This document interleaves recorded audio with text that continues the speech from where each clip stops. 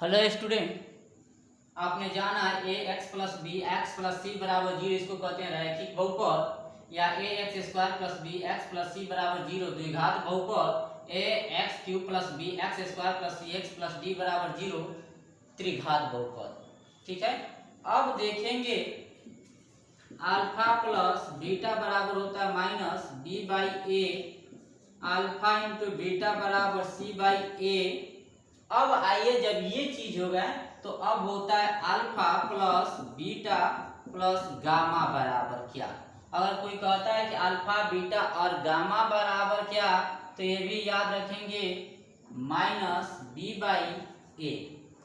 अब देखेंगे बाबू कि alpha beta plus beta gamma plus gamma alpha बराबर क्या होता है, तो गामा अल्फा बराबर होता है सी बाई ए। अब देखेंगे अल्फा बीटा गामा बराबर क्या होता है, तो याद रखेंगे माइनस डी बाई ए। इन्हीं तमाम चीजों पर ये चीज बनने वाला है, द्विघात बहुपद बनने वाला है। A x plus b x plus c बराबर जीरो क्या कहते हैं, रैखिक बहुपद। A x square plus b x plus c बराबर जीरो द्विघात बहुपद। A x cube plus b x square plus c x plus d बराबर जीरो क्या कहते हैं, त्रिघात बहुपद।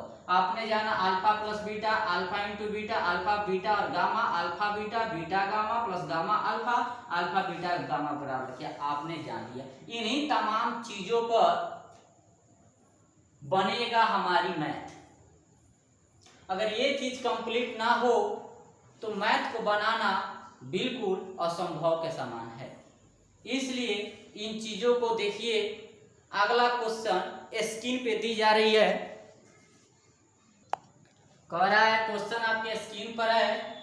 क्वेश्चन में कह रहा है किसी बहुपद पी एक्स के लिए y बराबर पी कोस एक्स का ग्राफ खींचे। जो क्वेश्चन में दिया हुआ है, आकृति में दिया गया है कि प्रत्येक स्थिति पी कोस एक्स के शून्यकों की संख्या ज्ञात करने। हमको ये देखना है कि x पर कितनी बिंदु कटी हुई है, कितनी लकीर कटी हुई है।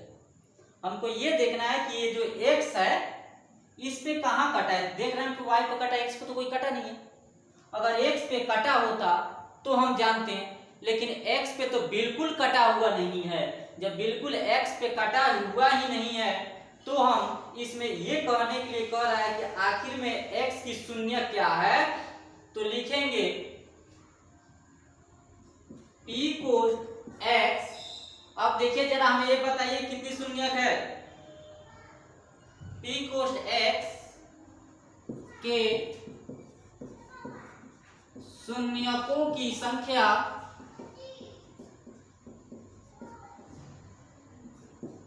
शून्य है। ध्यान दीजिएगा, क्योंकि x पर कह रहा है काटने के लिए, इसलिए आपको तो x पे तो कोई नहीं कट रहा है ना लकीर पे, y पर जो हम y की रेखा खींचे उस पे कट रहा है। इसलिए x के लिए पूछा था, पी एक्स के लिए शून्यों की संख्या कितनी है, जीरो है। क्योंकि इसमें लिखेंगे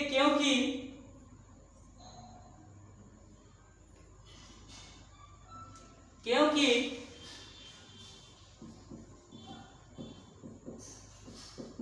ग्राफ रेखा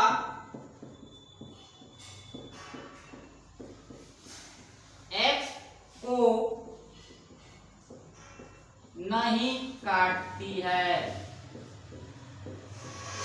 ये लिखने की वजह खाली लिख देंगे पी एक्स कोस के शून्यों की संख्या कितना है, शून्य। सिर्फ इतना ही क्वेश्चन पूछा है, ये नहीं पूछ रहा है कि x पर काट रही है कि नहीं काट रही है। काट रही है तो हाँ लिखेंगे, नहीं काट रही है तो नहीं लिखेंगे। डायरेक्ट हम लिख सकते हैं कि पी एक्स के शून्यों की संख्या क्या है, जीरो है, जो y पर नहीं काट रही है। y पर काट रही है, y पर काट रही है ना, x पे y पे काट रही है, x पे नहीं काट रही है। ठीक है, ये हमारी क्या होगी ऐसा। क्वेश्चन नंबर 2 देखेंगे स्क्रीन पे। इसी का क्वेश्चन नंबर आपने 1 देखा, आप 2 देखेंगे। ग्राफ आपके सामने है, क्वेश्चन की ग्राफ आपके सामने है। कह रहा है हमने एक रेखा खींचा और ऐसे जो कटा है, ये जो रेखा हमने खींचा y जो माना है तो y को कटा हुआ है। लेकिन क्वेश्चन में वो किसको देखना है कि पी एक्स के शून्यकों की संख्या कहते हैं, तो x की शून्यकों की संख्या ज्ञात करना है, बाकी किसी की नहीं। अगर y क्वेश्चन में पूछता तो ना y को देखते हैं, लेकिन x को पूछा है। तो x को जब पूछा है तो देखिए x पर कितनी कटा हुआ है बाबू, ये वो कटा है, कटा ना है, एक ही बार ये वो कटा हुआ है। अगर वहीं इधर ऐसे कटता तो 2 को कटता, अगर 3 बार कटता x पे तो 3 को लेते, 4 को कटता तो 4 बार लेते, 5 को काट रहा 5 बार लेते। मतलब जितनी बार x के प्रश्न में पूछा है x पर काट रहा है तो x को लिखेंगे, अगर y को पूछ रहा होता तो y पर देखते क्या हो रही है। तो आइए लिखेंगे उसी तरह से p कोष्ट x के शून्य की संख्या क्या है, बराबर 1 हो गई, क्योंकि ग्राफ रेखा x को 1 पर काटती है, हो गई। ठीक है, इसी तरह से तमाम क्वेश्चन बनेंगे। अब देखेंगे x पर कितनी बार में काट रहा है, 1 2 और कितनी बार में काट रहा है जी, 3 बार में। तो उसी तरह से लिखेंगे, उसी तरह से p x के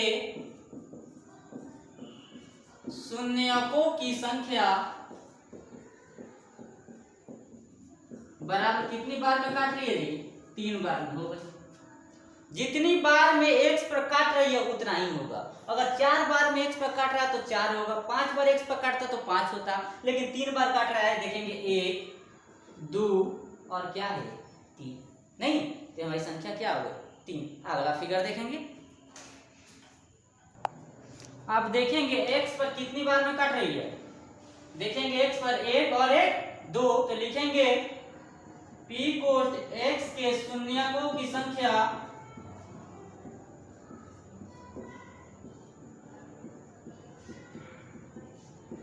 बराबर कितनी हो गई 2 आंसर।